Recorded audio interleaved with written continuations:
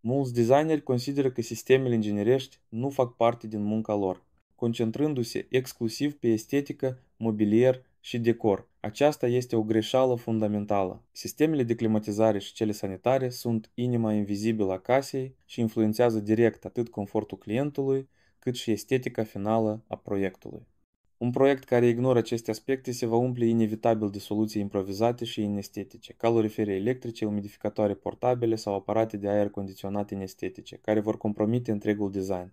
Rolul designerului este de a fi lanțul dintre estetică și tehnică, de a vorbi pe aceeași limbă cu inginerii și de a se asigura că soluțiile tehnice sunt integrate armonios în conceptul de design. Adevăratul design se naște pe șantier, în colaborare cu toți specialiștii. Ventilația este egal cu plămânii casei. Ventilația nu este un moft, ci o necesitate pentru un mediu de viață sănătos. Scopul ei principal nu este încălzirea, care este foarte ineficientă prin ventilație, ci asigurarea calității aerului. Tipuri de ventilație.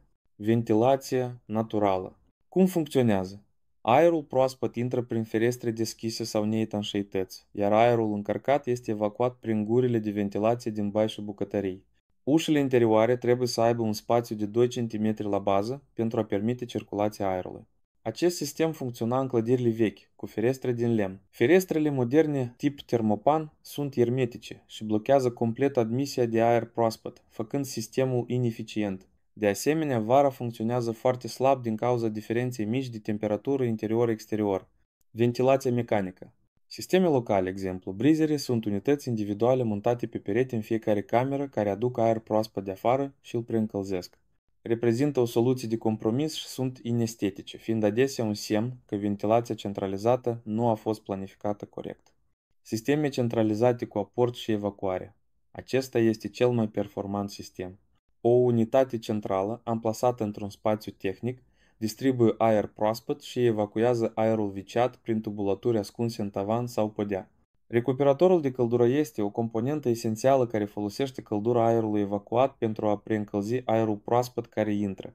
Acest lucru reduce semnificativ costurile de încălzire.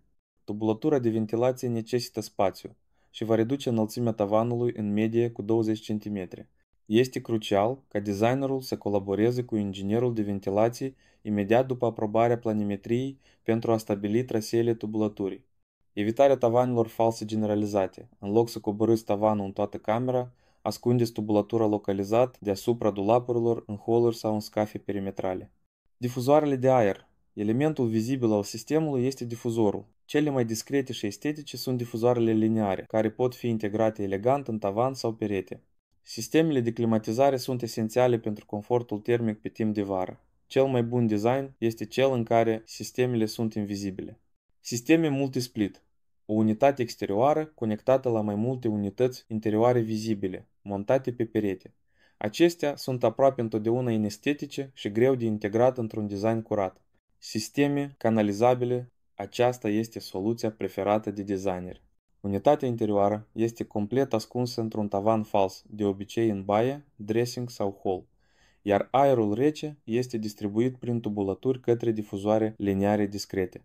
Trebuie prevăzut un sistem de drenaj pentru condens, conectat la canalizare. Unitățile exterioare se pot monta pe fațade secundare, pe acoperiș sau pe balcon. Dar, în acest ultim caz, trebuie asigurată o ventilație adecvată pentru a nu supraîncălzi balconul. Orice unitate ascunsă, canalizabilă sau mascată trebuie să aibă o gură de vizitare pentru service. Aceasta trebuie integrată estetic în design, exemplu, aliniată cu rosturile unor panouri decorate.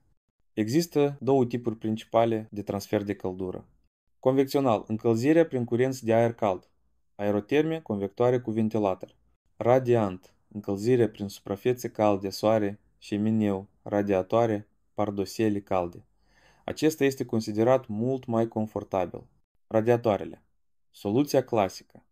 Pot fi elemente de design în sine.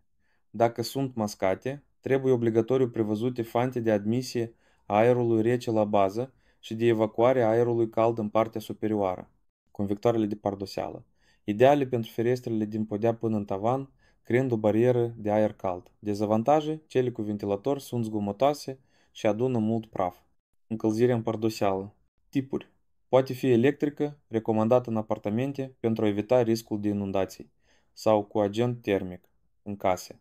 Funcționează cel mai bine cu finisaje care conduc bine căldură gresie, microciment, piatră. Parchetul din lemn masiv și covoarele groase acționează ca izolatori și reduc drastic eficiența sistemului. Încălzirea în pardoseală este un sistem de confort, nu neapărat sursa principală de încălzire. Podeaua trebuie să fie plăcut caldă, nu fierbinte, pentru a evita supraîncălzirea și uscarea excesivă a aerului. Pereții calzi, o soluție excelentă și confortabilă, unde sistemul de încălzire este integrat în perete, oferind o căldură radiantă plăcută și mai pot înlocui portprosoapele. Portprosoapele pot fi electrice sau pe bază de agent termic. Cele electrice sunt de preferat, deoarece cele pe apă sunt greu de repoziționat și prezintă un risc mai mare de scurgere. Instalațiile sanitare și tratarea apei. Panta de scurgere. Regula de aur pentru orice scurgere este o pantă de minim 1 cm pe fiecare metru liniar.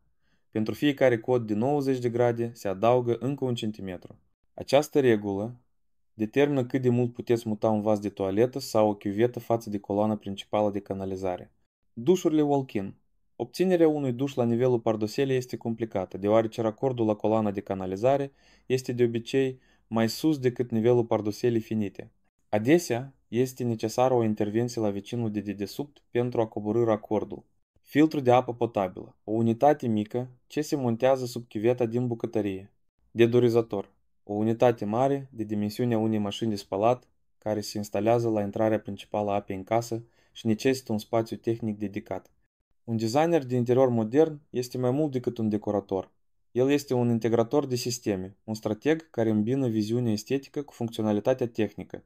O înțelegere de bază a sistemelor inginerești nu este opțională, este o condiție esențială pentru a livra proiecte de înaltă calitate, durabile și cu adevărat confortabile.